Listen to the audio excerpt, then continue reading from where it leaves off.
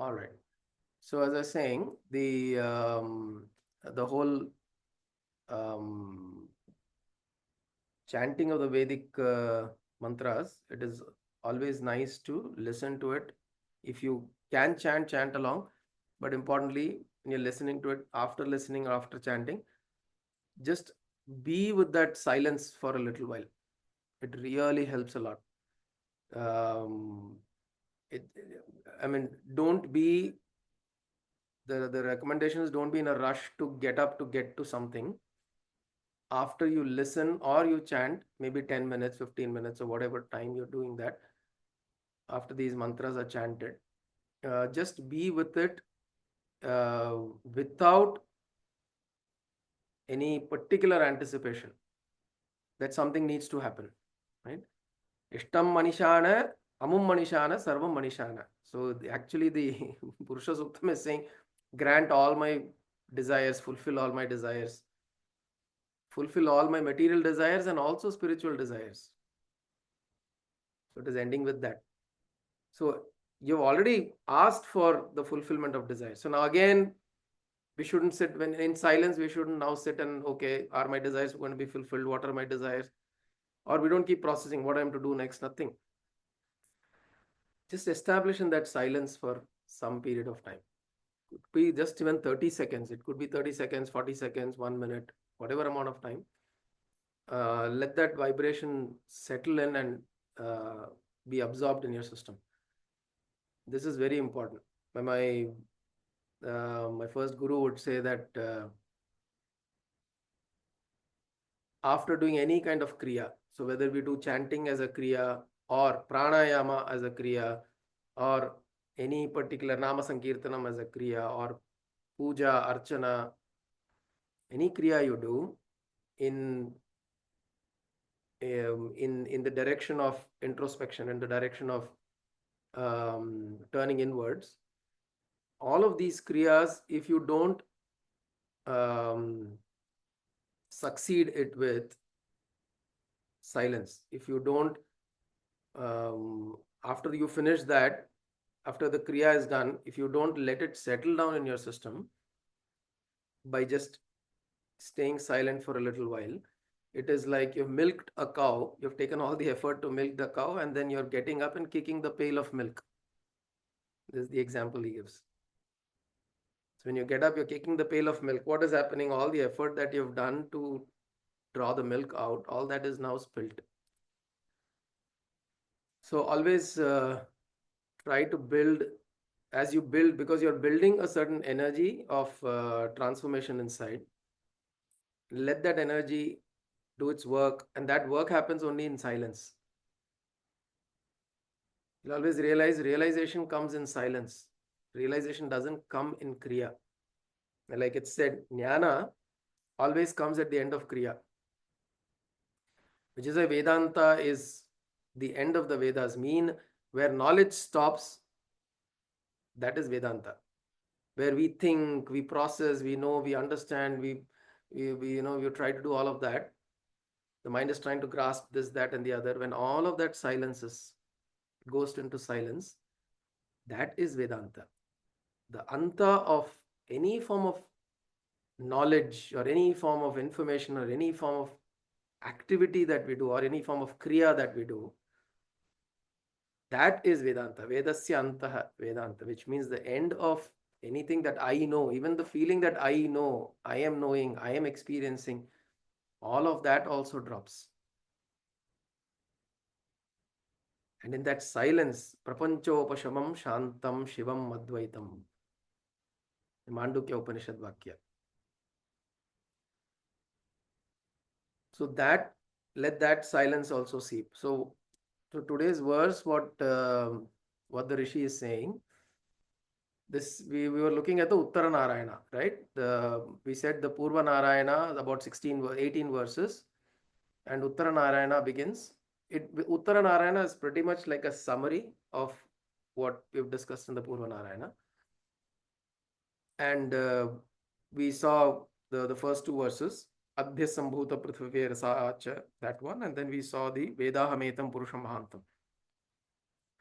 So today we'll shortly look at. Prajapatiscarati garbhe antah अजायमानो बहुधा विजायते तस्य धीराः परिजानन्ति योनिं मरीचीनां पदमिच्छन्ति वेधसः.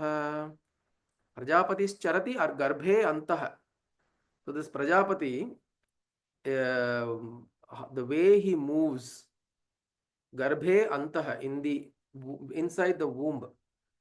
The womb is what here? Hiranyagarbha. Hiranyagarbha is this creation. This whole creation is considered to be a cosmic egg or a womb. There is a Devi that represents this particular concept. In Navaratri, there is one of the Navadurgas. It represents this concept. Anybody remembers that name of the Devi? Kushmanda. The fourth night. So Kushmanda is the Devi whose Anda means egg. So she is the one who holds this egg inside herself. So she is the cosmic womb. And is also referred to as Hiranyagarbha or golden egg. So in this golden egg, Prajapatihi Charati, the Prajapati, like how the Prajapati or the who's Prajapati? Prajapati is the one, he is a Manasa Putra of Brahma.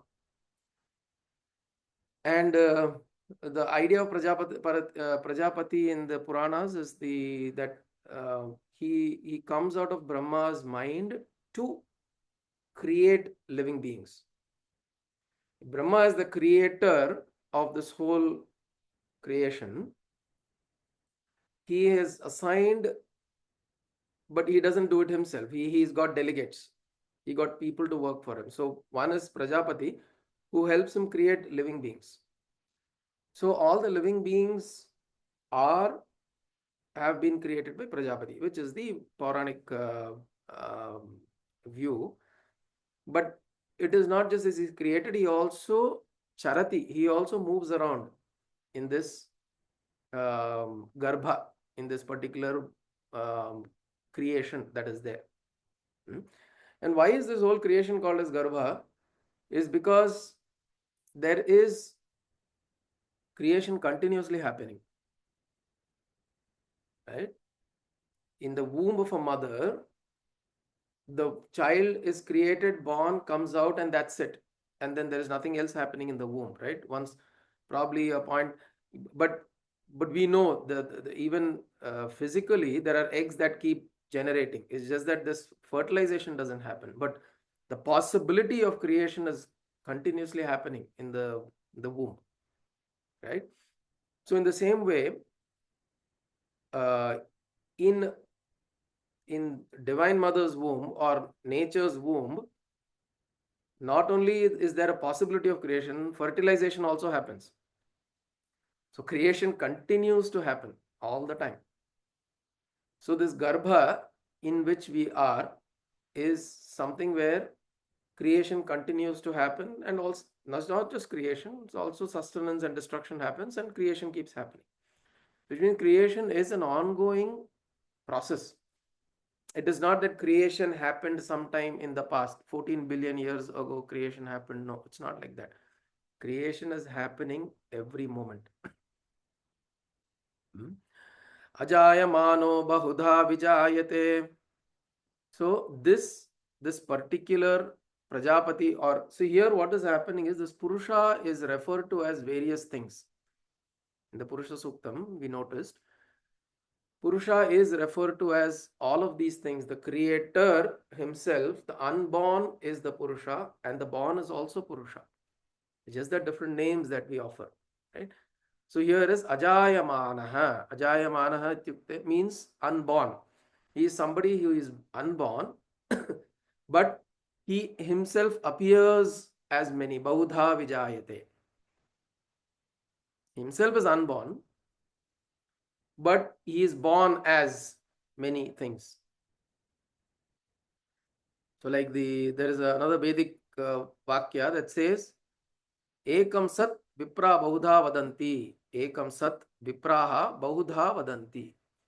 So Sat means truth is one, but the Vipraha wise ones, Bahudha iti vadanti. They say the truth is one, but then appears as many. Bahudha. The Vipraha vadanti. The Vipraha or the wise ones recognize that truth is one, but it is reflecting as many. Chidabhasa. So Chidabhasa is what we call as the consciousness that is reflected. Now, in multiple philosophies, this is presented differently, but one idea is generally common that runs across is this supreme consciousness that is Parabrahman or Narayana or Sadashiva, or you just call it Brahman, cosmic consciousness, universal consciousness. That is singular. It is just one, but it is reflecting into creation. It reflects itself into creation. So that is, if that is considered as the bimba, then all of creation is pratibimba, which is reflection.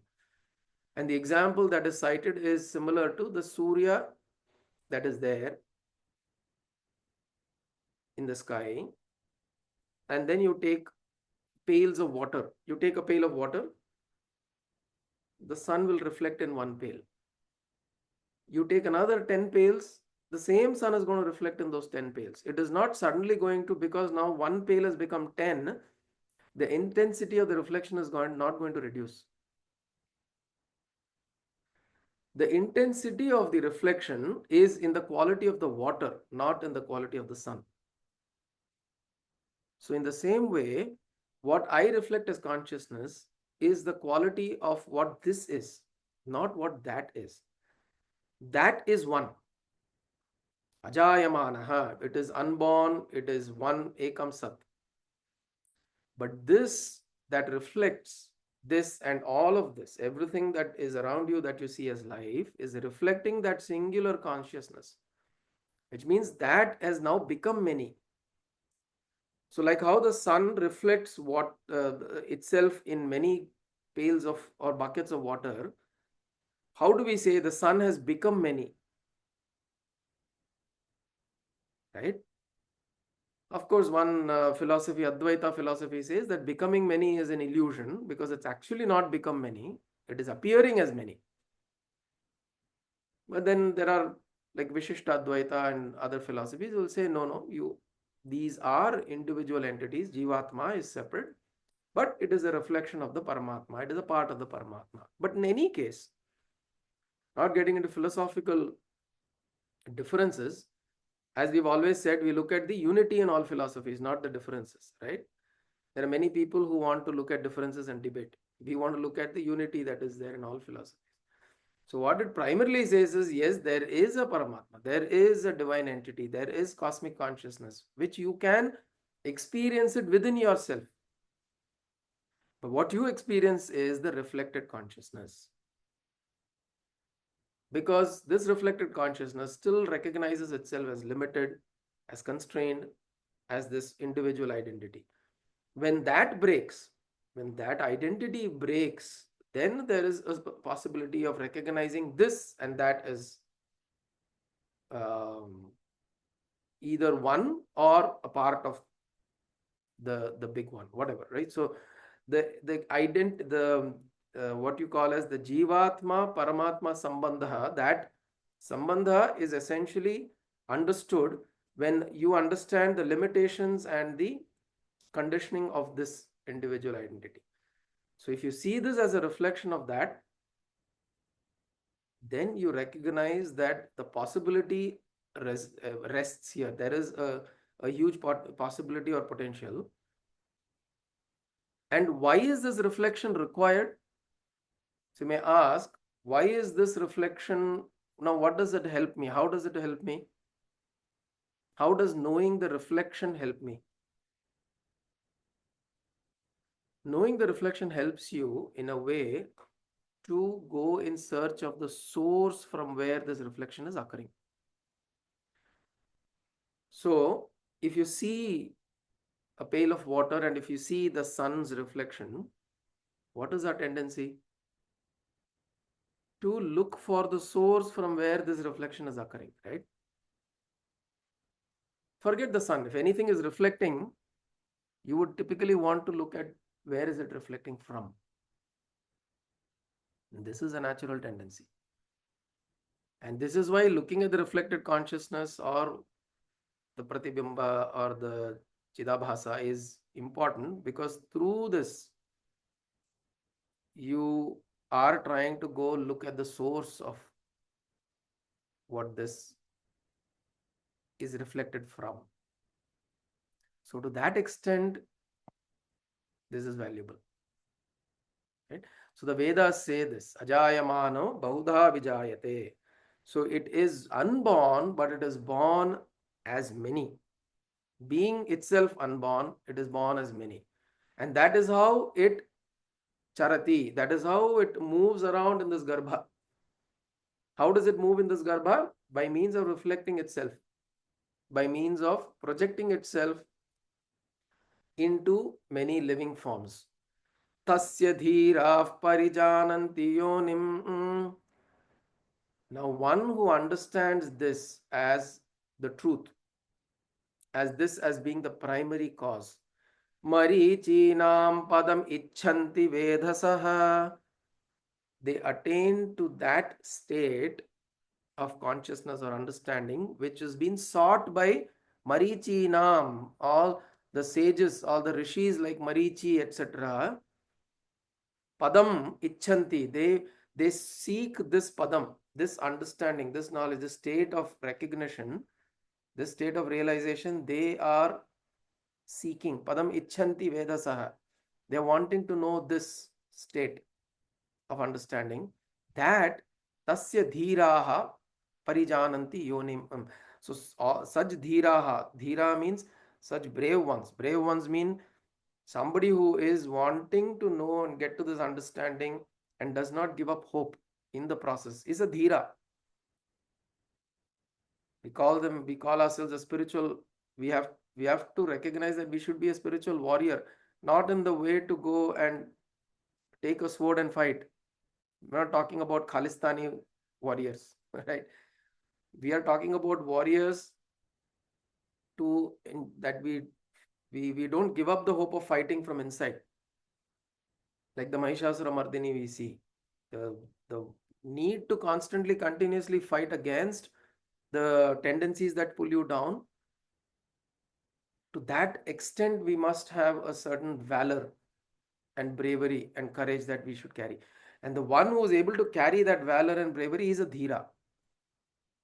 He's a warrior. So such a warrior, the one who understands parijananti yonim, he becomes a dhira.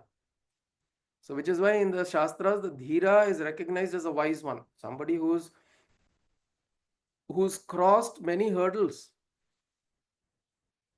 who's consciously crossed many hurdles to get to a place where, despite having there is a lot of times we'll also lose hope, right?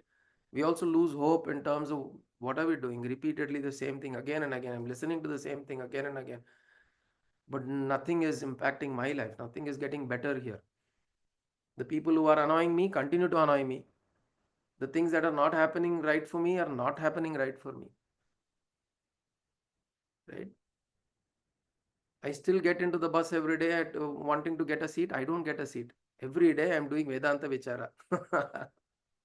My life is not getting any comfortable. That will not happen. The things on the outside will not change. But what will change is our engagement with the world. And our perspective will change. Because what will happen is, today, if we are in a state where we look at the have-nots, which means the things that I don't get, maybe when we do this process of spiritual introspection and exploration and constant sadhana and all of that, our perspective will change to then start to focus on what we have.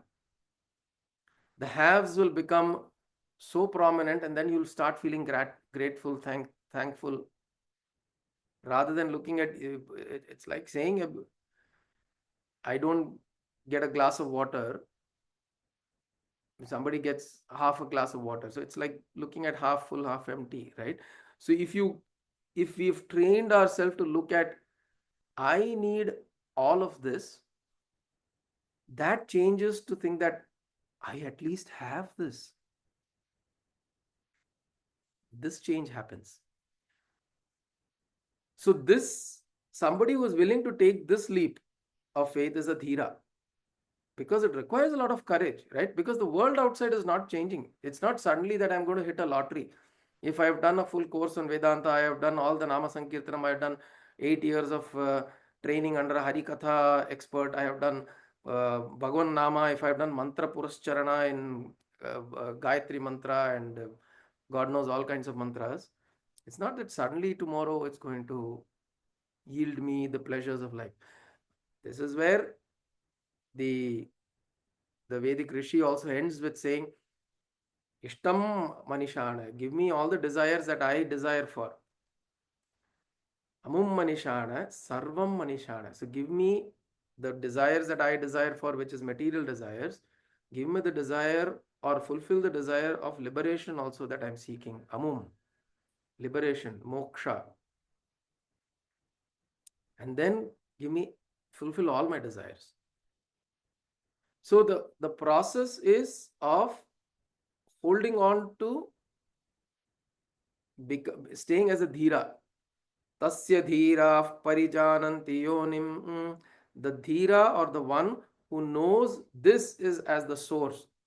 So which means you see the reflection in my dhyana, when I do my meditation or sadhana or whatever, whenever there I recognize that there is something inside me that is making this, giving me these voices, this sound, this noise, this whatever, this presence, the feeling of presence that I have inside of me.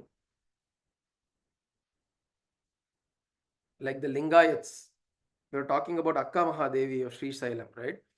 Akka Mahadevi belongs to a community called Lingayat. So the Lingayat community, they only carry a Shivalinga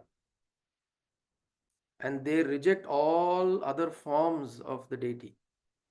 They don't even acknowledge that Shiva, like with a jata and a trishula and a trayambaka sitting in the smashana and all that, they don't even recognize that. They only recognize Sadashiva as this linga, and they experience that linga in their heart.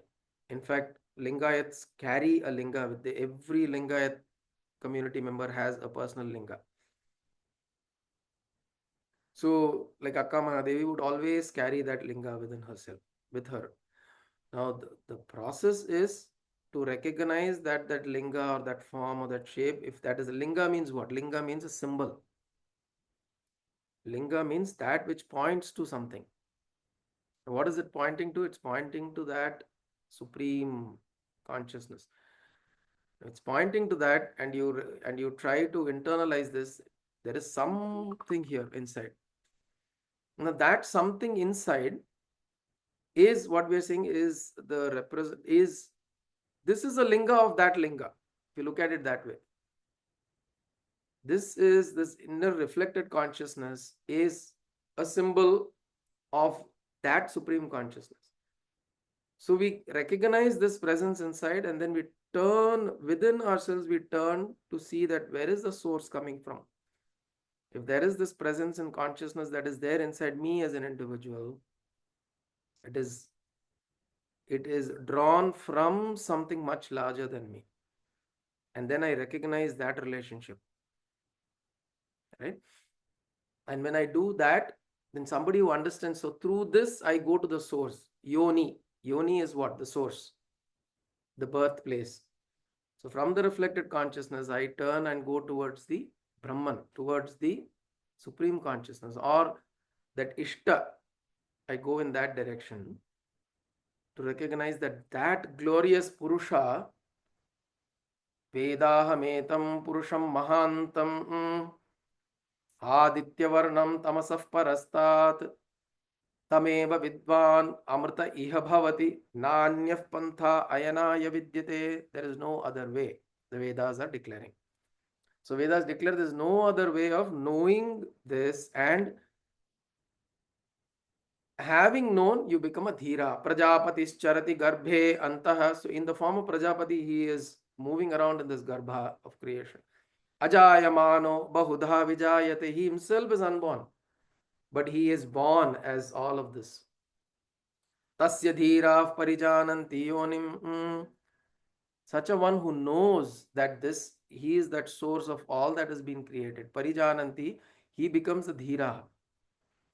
Marichinam padam icchanti vedhasaha. He attains to that same state that is sought after by even the great rishis. So what the Vedas are saying is that we all stand in equal opportunity in this understanding. We are no less than the rishis. The only difference is they are pursuant. They are a dhira. They have proved themselves to be a dhira, so they are able to get to that. All we have to do is that we proclaim to ourselves that I am a dhira.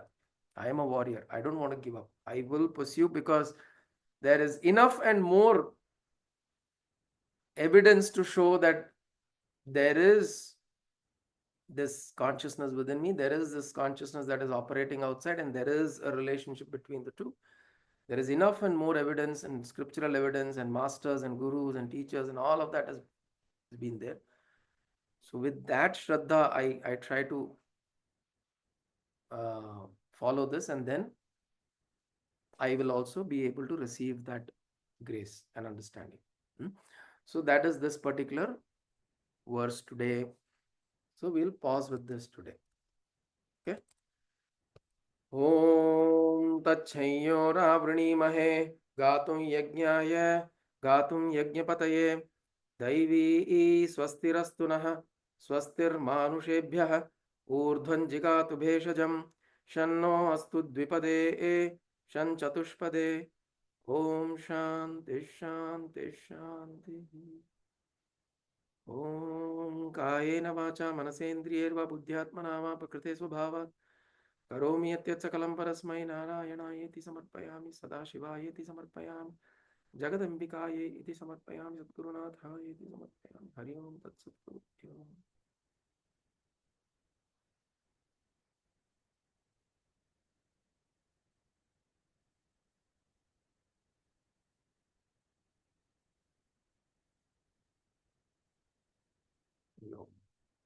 Hari on.